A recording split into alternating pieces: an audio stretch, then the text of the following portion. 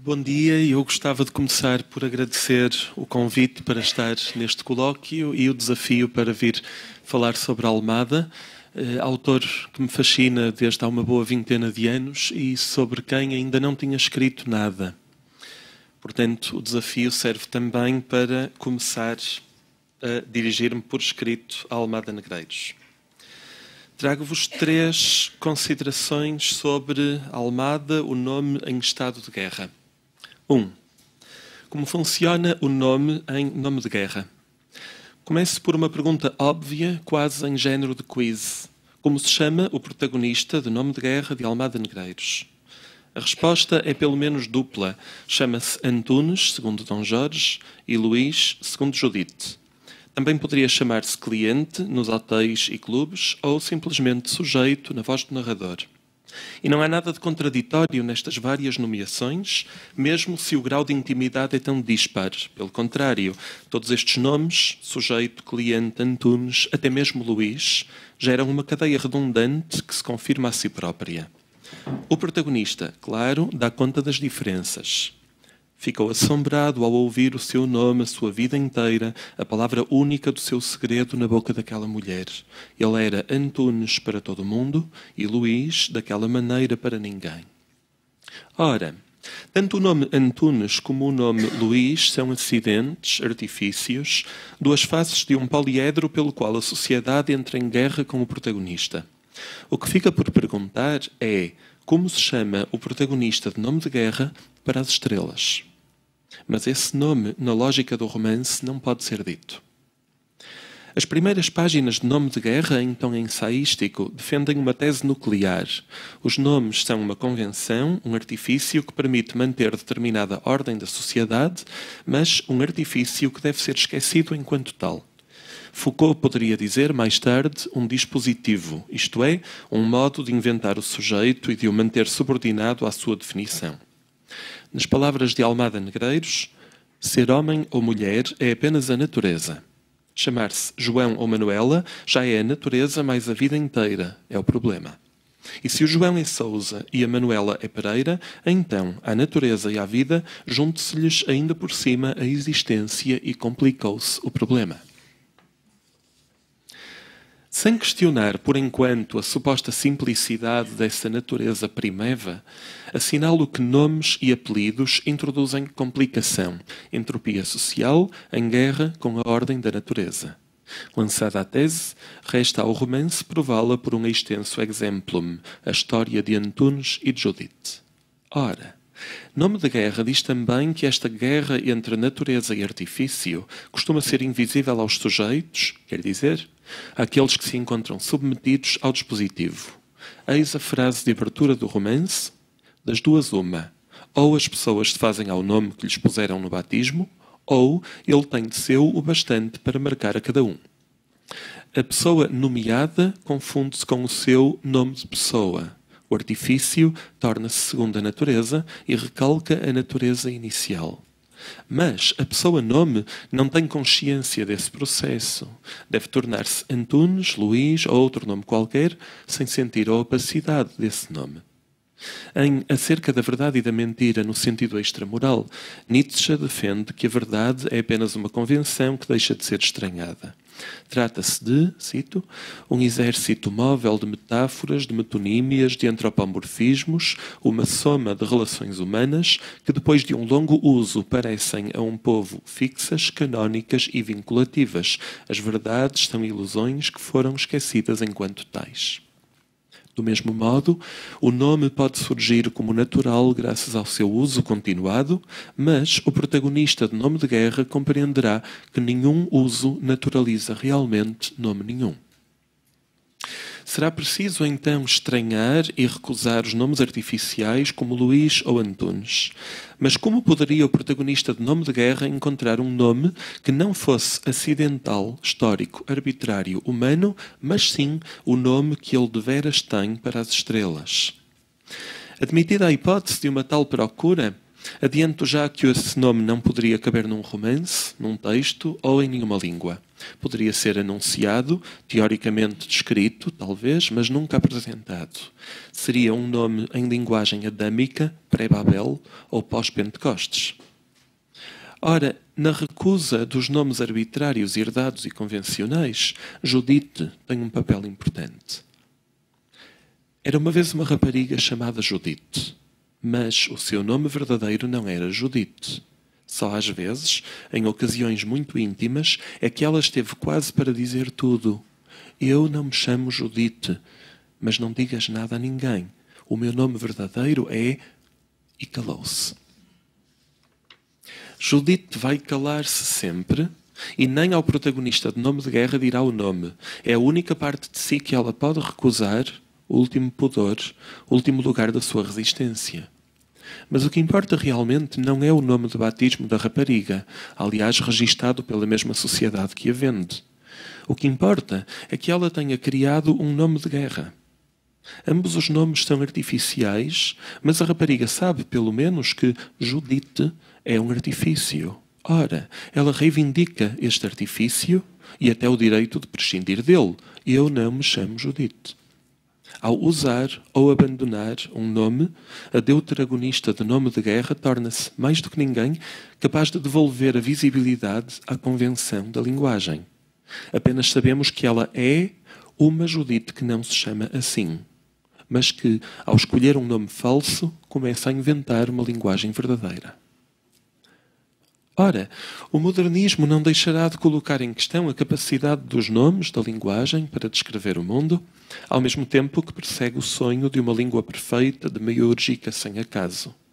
Mas recuo ao início do século XX para reler a carta de Lord Chandos, de Hugo von Hofmannsthal. Este muito peculiar e decadentista Philip Chandos narra ao seu amigo Francis Bacon o momento em que as palavras abstratas de que todavia a língua tem forçosamente de se servir para trazer à luz um juízo se lhe desfaziam na boca como cogumelos podres, interditando assim qualquer análise ou estudo ou juízo moral. É a aporia de uma linguagem que se descobre como artifício complicado, obscuro e inútil. Porém, a carta termina com uma surpreendente revelação. A língua em que me seria talvez dado não apenas escrever, mas pensar, não é nem o latim, nem o italiano, nem o espanhol, mas uma língua de que não conheço uma só palavra, uma língua com que as coisas mudas me falam e na qual deverei talvez um dia, do fundo da campa, justificar-me perante um juiz desconhecido.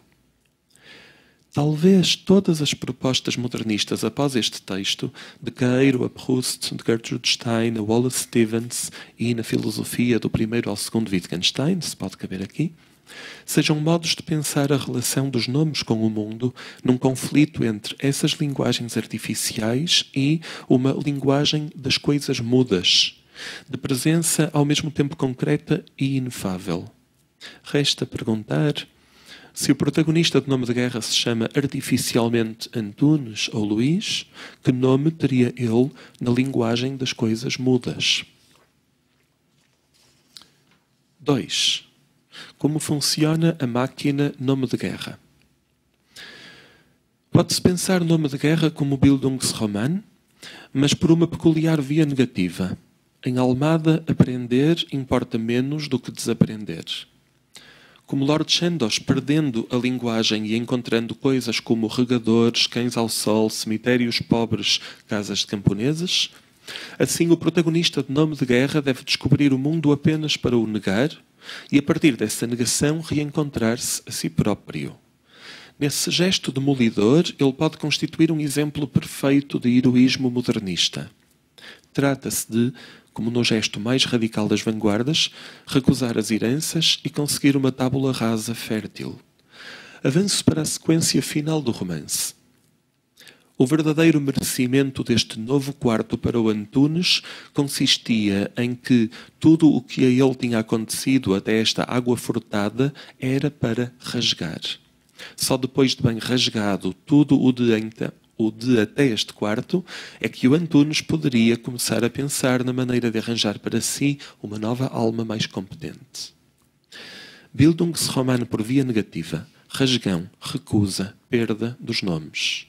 Realizada a purificação, restaria apenas a coisa muda que o protagonista é, e sempre foi, uma essência, um número, presença absoluta, despida de artifícios sociais. A este nível, as teses do início do Nome de Guerra são confirmadas no fim. Página 11. O melhor que se pode fazer em favor de qualquer é ajudá-lo a entregar-se a si mesmo. Página 22. O trabalho para a autobiografia não é mais do que evitar aquilo a que outros nos quiseram forçar. Página 133. Temos sempre que perder o nosso tempo em desfazer o bem que os outros fizeram por nós. Entre as teses do narrador e as descobertas da personagem, o exemplum, educação sentimental, história encaixada de uma rapariga com nome de guerra, e a sua proposta, contraproposta angelical. Judite e Maria, mulher-demónio e mulher-anjo, colocadas entre parênteses na vida do protagonista. Entre parênteses quer dizer consumidas, exauridas, primeiro absolutamente usadas e depois absolutamente despedidas, a caminho da solidão de um sujeito já sem nome, qualquer que seja, entregue a si próprio. Quod erat demonstrandum. Voltarei a Judite, mas agora insisto numa dúvida. Esse si próprio existirá mesmo? Poderá o protagonista de Nome de Guerra rasurar todo o artifício e encontrar junto às estrelas uma qualquer pura essência de si, indemne, impoluta, sem dívida em relação ao mundo? Existirá realmente um ser que não se chame Antunes nem Luís, que seja pura coisa essencial, espontânea, além da sociedade e da linguagem, misto de bom selvagem e de vontade de poder? Ou deveríamos procurar antes a realidade do protagonista nos seus acidentes, artifícios, feridas, no atrito de todos os seus erros humaníssimos? 3. E último. Determinismo, liberdade, má-fé. As teses finais de Nome de Guerra, em suma, são muito claras. O protagonista deve encontrar-se a si mesmo por subtração dos atributos sociais, via negativa, e por participação nas estrelas, via positiva. As estrelas definem o determinismo do universo humano. O protagonista, tal como seu tio, limita-se a obedecer aos exércitos dos astros formados desde o princípio do mundo invencíveis, sendo ele mesmo uma determinada posição das estrelas à hora em que ele nasceu na Terra. Assim, aparentemente, não existe qualquer livre-arbítrio, qualquer condenação à liberdade. Contudo, devo introduzir aqui várias ressalvas. Primeiro, o romance esclarece: nos factos da nossa vida mandam os astros, nos nossos sentimentos mandamos nós, e todos os que estiverem no nosso sangue, nas nossas ideias mandam os astros e os nossos sentimentos. Então, os factos são impostos, os sentimentos escolhidos e as ideias resultam de um compromisso. Não há determinismo para os sentimentos e só em parte para as ideias. Por outro lado, o protagonista sugere uma alternativa. Verdade verdadinha, antes obedecer aos astros do que a outros. Como se houvesse uma opção livre entre dois senhores. Nenhuma conciliação, mas o espaço livre para uma escolha certa ou errada. Terceira e última ressalva: se as estrelas mandam, resta ao indivíduo escolher obedecer a esses mesmos mandamentos. Seja como for, ele não poderia furtar-se ao inevitável, mas, ao desejar ativamente o destino, o indivíduo assume-se como criador daquilo mesmo que o criou a ele. Perante os factos passados irreversíveis, também o Zaratustra de Nietzsche aconselha que, em vez de dizer pertence ao passado é um facto, se diga assim o quis, assim eu o quis. Eis aquilo a que chamarei redenção. Vontade, tal é o nome do Redentor. Desejar aquilo mesmo que não se pode evitar, eis o ato paradoxal de uma vontade não ressentida ou a única escolha do super-homem. Neste sentido, o protagonista de Nome de Guerra, ao tomar partido das estrelas, aceita também o inelutável, aliando-se a um lugar supra-humano. Nas águas furtadas, ele encontra a sua Ilse Maria e Nome de Guerra transforma-se em livro para todos e para ninguém. É neste sentido muito estrito de uma obediência escolhida e voluntária que o protagonista de Nome de Guerra devém quem ele é e subsume toda uma linhagem. Tese no início do romance. A cada um aconteceu qualquer coisa que não se passou com mais ninguém. E aconteceu-nos antes ainda de nós termos nascido. É a árvore genealógica. Nós somos hoje o último fruto dessa árvore secular, secularmente secular. É completamente impossível conhecer inteiro uma árvore genealógica. O que pode é cada um possuí-la toda no seu caráter. Constatação final do romance: Mouros, Afonso Henriques, os Cruzados e desde então até hoje, até aqui, esta água furtada até mim. Tudo, portanto, existe para culminar no protagonista de Nome de Guerra, súmula de uma família, de um povo, um universo, sujeito plural, mas capaz da síntese suprema. Ou, como escreve E. Cummings, tantas vezes próximo de Almada, todo o ser humano é em si e por si próprio ou por si própria ilimitável, mas a essência da ilimitabilidade dele ou dela é precisamente o seu caráter único. Ou seja, o protagonista de Nome de Guerra não precisa de imitar os pais, o tio, Afonso Henriques ou os Cruzados. Mas é precisamente quando se afasta desses modelos para devir ele próprio que integra em si toda a linhagem. Não como repetição do mesmo, mas como singularidade nova. Precisamente, não se trata de ser possuído pelos mortos, como em Humus, de Raul Brandão, mas sim de os possuir em si próprio. Regresso para terminar à rapariga que se chama Judite, ou a uma Judite que não se chama assim. Ela já não surge nestas últimas páginas do romance, e a sua ausência é significativa. Judite foi sublimada pelo protagonista. Mas a solidão do Übermensch constrói-se sobre esta ausência trabalhada. Relembro alguns momentos da passagem do definitivo ao provisório, fragmentos de um longo monólogo interior do protagonista ou discurso indireto livre do narrador. 1. E se era uma mulher livre, não era por culpa dele. Não era por culpa dele que as mulheres não eram todas senhoras. 2. O meu futuro não é impossível. Com ela é impossível. E eu tenho o dever do meu futuro, o maior dever que eu tenho na minha vida. 3. Eu tenho o meu caminho e ela tem o seu. Respeitarei exatamente o dela para poder respeitar melhor o meu. Não será isto ser cristão e moderno?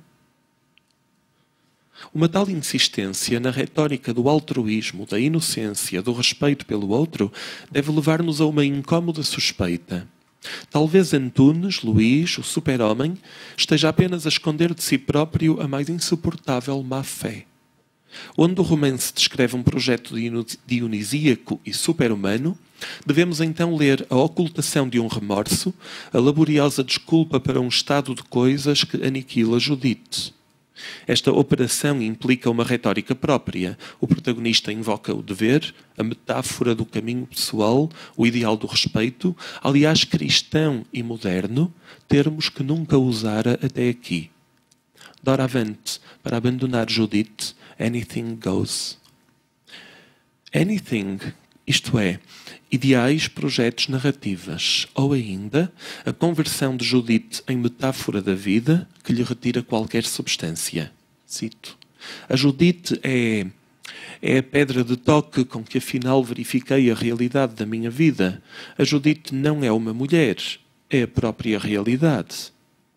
Ou ainda, este assambarcar da culpa. A minha culpa não é contra a Judite, é contra mim. Contra mim. É contra a minha vida. O que é uma desculpa esfarrapada do amante laço. O problema não és tu, sou eu. Para terminar este ensaio, considerarei que é preciso desafiar estas definições, desconfiar do protagonista de Nome de Guerra.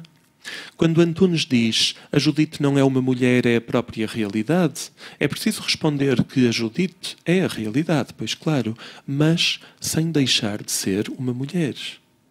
No início da sua educação, Antunes revolta-se por ter sido educadamente insensível ao corpo de Judite.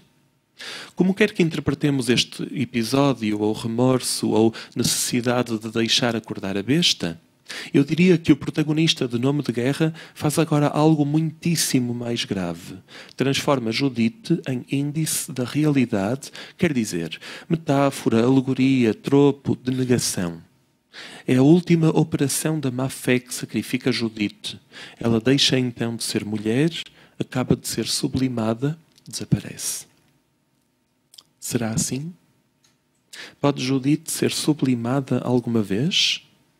Ou algo nela resistirá sempre, mais real do que o próprio Antunes? Algo, pequena pedra dura da resistência do seu corpo, da sua condição de mulher real e dorida, Judite míope e errada e eternamente cuspida, protegida apenas por um pequeno, frágil nome de guerra.